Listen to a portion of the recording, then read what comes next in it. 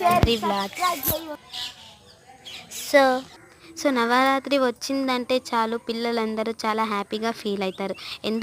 ఎందుకంటే పిల్లలకి హాలిడేస్ వస్తాయి కాబట్టి. సో మన ఊరిలో 9 రోజులు దుర్గామాత ఉంటుంది. అందరం ఎంజాయ్ చేస్తూ కోలాలు అన్నీ వేస్తాం కాబట్టి మనకి నవరాత్రి అంటే చాలా ఇంపార్టెంట్.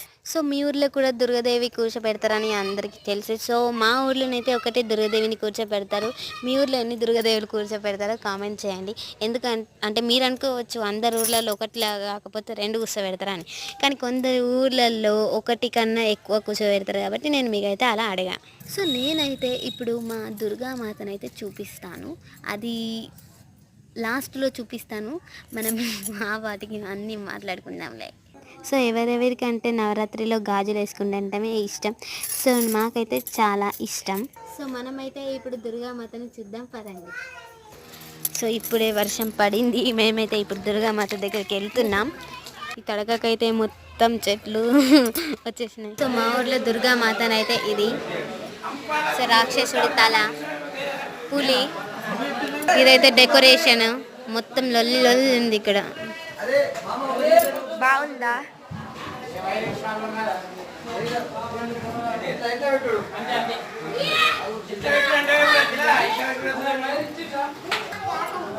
ఇదైతే మా ఊరు పల్లెటూరు.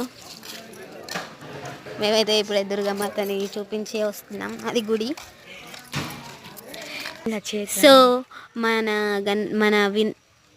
సో మన దుర్గామాత ఎలా ఉందో కామెంట్ చేయండి.